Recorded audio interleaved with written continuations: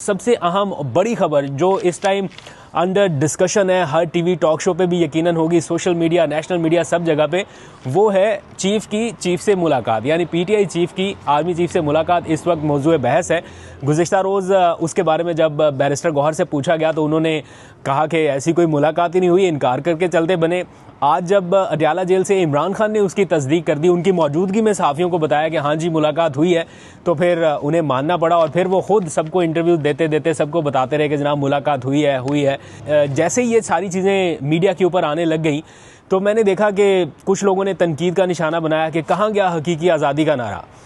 कुछ एंकर्स को मैंने देखा, वो बड़े तड़पते हुए कह रहे हैं कि अच्छा अब मुज़ाकरात इस नहज पे आ गए, दैट मीन्स के इमरान खान ने बैक फुट पर डाल दिया और अब इमरान खान की जो रिहाई है वो तो साफ नज़र आ रही है। तो अगर इमरान खान की गिरफ्तारी जो है वो कौमी सलामती के मुफाद में की गई थी, यानी नेशनल इंटरेस्ट में की गई थी, दैट मीन्स कि अब उनकी रिहाई भी नेशनल इंटरेस्ट में होगी। तो वो जो प्रोवोक करने वाला सिलसिला है ना कुछ लोगों की जानिब से, वो शुरू हो गया कि देखें आप ये क्या करने जा रहे हैं।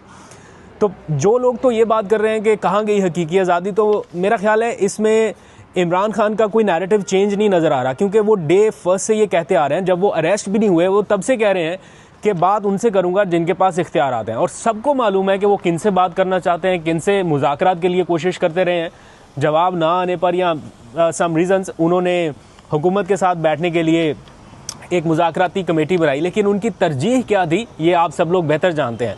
तो उनका स्टैंस तो नहीं बदला, बात वो आज भी अगर किसी वाया से हो रही है उन्हीं से कर रहे हैं जिनसे वो करना चाहते हैं। तो इस पर कुछ हलकों में यकीनन तशवीश है। एनी हाउ, लेकिन इस तस्वीर का दूसरा एक और रुख भी है।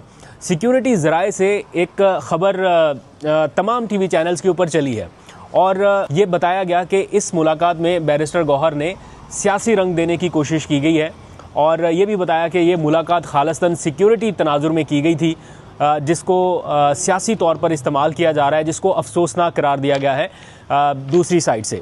ये दूसरा वर्जन है जिसको इस टाइम सारे टीवी चैनल्स के ऊपर बताया जा रहा है। तो थोड़ी देर के लिए ऐसा माहौल बना कि अच्छा मुज़ाकरात दूसरी साइड पे, तो लेकिन उसके साथ ही ये खबरें भी आने लगी कि बैरिस्टर गौहर जो है वो इसको सियासी मकसद के लिए इस्तेमाल कर रहे हैं। बैरिस्टर गौहर बेसिकली एक शरीफ आदमी है, शरीफ इंसान है और मुझे नहीं लगता कि उन्होंने किसी चीज़ को ट्विस्ट करने की या इस्तेमाल करने की या सियासी रंग देने की खामखा कोशिश की होगी, क्योंकि ये मुलाकात अगर सिक्योरिटी पर्पस से थी तो ऑब्वियसली अली अमीन गंडापुर बराह रास्त उसके वो ज़िम्मेदार हैं, उनसे मुलाकात हो सकती है।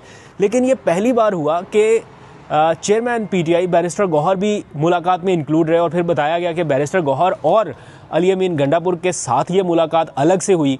बहरहाल इसकी जो तफसील दूसरे क्वार्टर से आएगी उसको भी वज़न देना होगा, लेकिन ये थोड़ी सी कन्फ्यूजन सी यहाँ पे नज़र आ रही है।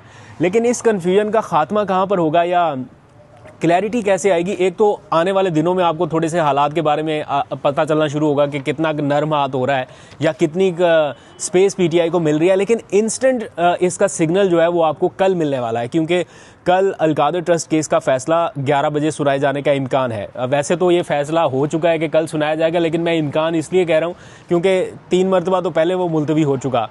अब अगर ये फ़ैसला एक बार फिर मुलतवी होता है जिसके इम्कानात कम है, या इस फैसले में कोई ऐसी चीज़ डाल दी जाती है जो इमरान खान को कहीं फेवर कर दे, तो ये एक क्लियर इंडिकेशन हो सकता है। लेकिन मुझे लगता नहीं है उस तक मामला जाएगा। बहरहाल कल तक का इंतज़ार करते हैं, चंद ही घंटे बाकी रह गए तो आपको उस फैसले के बारे में भी पता चल जाएगा।